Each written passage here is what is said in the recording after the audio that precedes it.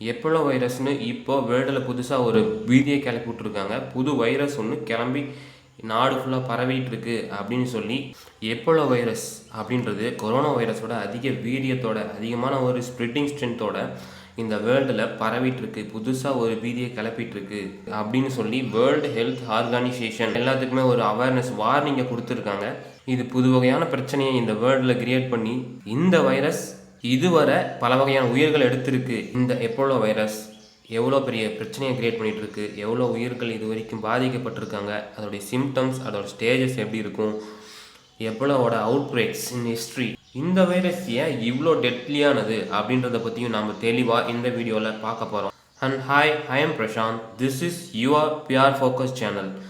இது மாதிரி தொடர்ந்து வீடியோ உங்களுக்கு வர மறக்காமல் நம்ம சேனலை சப்ஸ்கிரைப் பண்ணிக்கோங்க. எப்போலோ வைரஸ் ஆனது இந்த உலகத்தில் மிகப்பெரிய அச்சுறுத்தலை ஏற்படுத்தி இருந்தாலும், அதாவது வேர்ல்டு ஹெல்த் ஆர்கனைசேஷன் இது பெரிய இஷ்யூவாக சொல்லி ஒரு அவேர்னஸை கொடுத்துருந்தாலும், ஆனால் இந்த எப்போலோ வைரஸ் பிளட் மூலிமா மட்டும்தான் ஸ்ப்ரிட் ஆகும், பிளட் ஆர் ஏதாவது பாதிக்கப்பட்ட ஒருவர் மூலிமா மட்டுமே ஸ்ப்ரிட் ஆகும் அப்படின்ற ஒரு காரணத்தினால நம்ம மக்களாக யாரும் பயப்பட தேவையில்லை.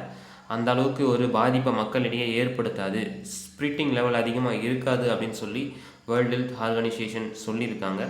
எப்போலோ வைரஸ் எப்படி ஸ்ப்ரிட் ஆகும் அப்படின்னு பார்த்தீங்கன்னா, மனிதனோட அதாவது பிளட் மூலிமா ஸ்ப்ரிட் ஆகும். அப்படி இல்லைன்னா மனிதனோட பாடி ஃப்ளூயிட் உள்ளேருந்து என்னென்ன ஒரு ஃப்ளூயிட் திரவ நிலைகள் இயற்நிலையில் வெளியே வருதோ அது மூலிமா எல்லாமே இந்த எப்போலோ வைரஸ் ஆனது ஸ்ப்ரிட்டிங் ஆகும் அப்படின்னு சொல்லியிருக்காங்க. எக்ஸாம்பிள் பார்த்தீங்கன்னா பிளட்டு, யூரின் போகிறது, எச்சில் உமிழ்நீர் சுரக்கிறது, ஸ்வெட்டிங் ஆகிறது, இந்த மாதிரி பல காரணிகளால் இந்த எப்போலோ வைரஸ் வந்து ஸ்ப்ரிட்டிங் ஆகும் அப்படின்னு சொல்லியிருக்காங்க.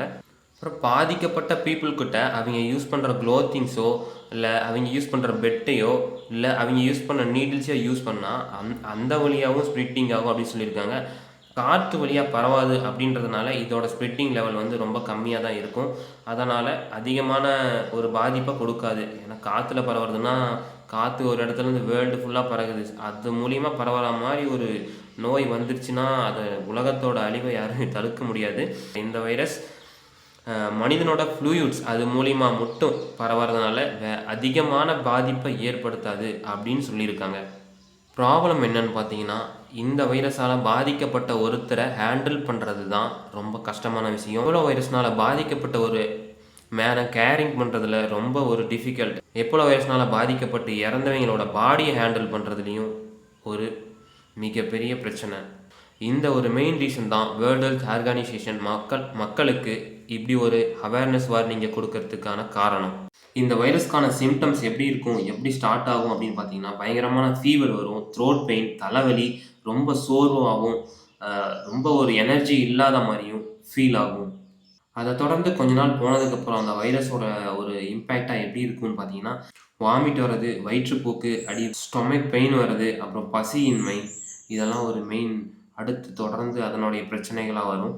இந்த வைரஸ் வந்து முத்திருச்சு, அதாவது கடைசி ஸ்டேஜ் போயிடுச்சு அப்படிங்கும்போது அதனுடைய பாதிப்பு எந்த அளவுக்கு இருக்குன்னு பார்த்தீங்கன்னா, இன்டர்னல்லேருந்து ப்ளீடிங் ஆகும், வாயில், நோஸில், இன்ஜெக்ஷன் போடுற இடத்துல இந்த மாதிரி இன்டர்னல் பிளட் ப்ளீடிங் ஆகும், மல்டிபிள் ஆர்கான்ஸ் வந்து ஃபெயிலியர் ஆகிடும்.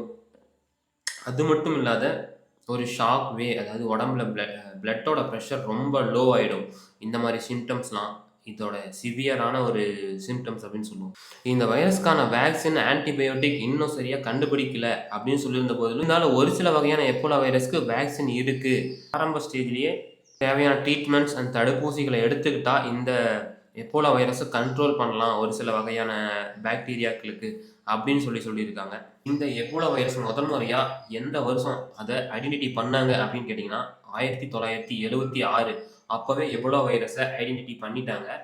இந்த வைரஸ் காங்கோ நாட்டில் இருக்க ஒரு ரிவர், எபோலா ரிவர், அது பக்கத்தில், அது நியர்பை அந்த ஸ்டேஜில் அங்கே ஃபைண்ட் அவுட் பண்ணதுனால இந்த வைரஸ்க்கு எபோலா வைரஸ் அப்படின்னே ஒரு பேர் வச்சிட்டாங்க. இந்த வைரஸ் வந்து கிழக்கு மற்றும் மத்திய ஆப்பிரிக்கா அங்கேருந்து தான் இந்த நோயோட பிறப்பிடம். எப்போலா வைரஸ் அங்கேருந்து தான் உருவானது அப்படின்னு சொல்லி சயின்டிஸ்டோட ரிசர்ச் மூலமாக கண்டுபிடிக்கப்பட்டது. இந்த நோய் விலங்குகளிடம் இருந்து மனிதர்களுக்கு பரவச்சு. இப்போ 2026 அதிகமான உயிரிழப்பையும் அதிக பரவலையும் இந்த ஆப்பிரிக்கா, உகாண்டா, காங்கோ நாட்டில் அதிகமான ஒரு நோய் தொற்றை இப்போ கண்டுபிடிச்சிருக்காங்க. இந்த நோய் தொற்றோட பரவல் நம்ம இந்தியாவுக்கு இன்னும் வரல, அதனால் எந்த ஒரு பாதிப்பும் இல்லை. ஆல்ரெடி அதற்கான ஒரு ப்ரிவென்டிவ் செக்யூரிட்டிஸ்லாம் அலாட் பண்ணி அங்கங்கே ஏர்போர்ட்டில் ஃப்ளைட்டில் வெளிநாட்டவர்கள் வரும் இடங்கள் எல்லாத்தையுமே செக்யூரிட்டி டைட் பண்ணி அதற்கான சோதனைகள் நடந்துட்டு இருக்கிறதுனால எந்த ஒரு பரவலும் அதிகமாக வராது இந்தியாவுக்கு. அதனால் யாரும் பயந்துக்க தேவையில்ல. இந்த எப்போலோ வைரஸ் ஏன் இவ்வளோ ஒரு பெரிய பிரச்சனையாக வேர்ல்டு ஹெல்த் ஆர்கனைசேஷன் அலாட் பண்ணுற அளவுக்கு கொண்டு வந்து விட்டுருக்கு அப்படின்னு பார்த்தீங்கன்னா, இந்த எப்போலோ வைரஸ் நம்மளோட உடம்புல ஒரு உறுப்பில் மட்டுமல்லாத இருக்கிற அனைத்து உறுப்புலேயும் ஒரு விரைவான செயல்பாட்டை கொண்டு வந்து அதனுடைய பாதிப்பை கொடுக்குது. அப்படின்றதுனால தான் இதை ஒரு டேஞ்சரான டெட்லியான ஒரு வைரஸ் அப்படின்னு சொல்லி அலாட் பண்ணியிருக்காங்க. இந்த வைரஸோட தாக்குதல் ஆப்பிரிக்கா நாட்டில் எந்த அளவுக்கு இருக்குது அப்படின்னு பார்த்தீங்கன்னா, இதுவரை 1976 அந்த ஸ்டார்டிங் அந்த வைரஸை கண்டுபிடிச்சதுலேருந்து அது எப்போ பரவறதுக்கு ஸ்டார்ட் ஆச்சோ அந்த டைம்லேருந்து இது வரைக்கும் 28,000க்கும் அதிகப்படியான மக்கள் இதனால் பாதிக்கப்பட்டிருக்காங்க. 11,000 பீப்புள்ஸ் இந்த வைரஸ்னால இறந்துருக்காங்க அப்படின்னு சொல்லி ரிப்போர்ட் கொடுத்துருக்காங்க. இப்போ இருக்க சுச்சுவேஷனில் வேர்ல்டில் இந்த வைரஸ் அதிகப்படியான ஒரு ப்ராப்ளமை கொண்டு வரல, அதிகமான பரவல் இல்லை. காங்கோ மற்றும் ஒகாண்டா நாடுல மட்டும் இதனுடைய ப்ராப்ளம் அதிகமாக இருக்குது, சிவியரான ஒரு பரவல் இருக்குது அப்படின்னு சொல்லியிருக்காங்க. காங்கோவில் இது வரைக்கும் 906 சஸ்பெக்ட் அதாவது கண்டுபிடிச்சிருக்காங்க. 105 பேர் கன்ஃபார்ம் பண்ணியிருக்காங்க. 220க்கும் மேற்பட்ட டெத்துகள் அதனால் ஆயிருக்கு.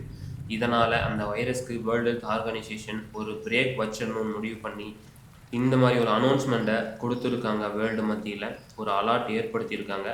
நீங்களும் சேஃபாக இல்லைங்க. ஃபாரின் கண்ட்ரீஸ்க்கு ட்ரிப் போகிறவங்களோ இல்லை ஒர்க்காக போகிறீங்களோ இல்லை டூரிஸ்ட்டாக போகிறீங்களோ யாராக இருந்தாலும் சரி சேஃபாக போங்க, சேஃபாக வாங்க.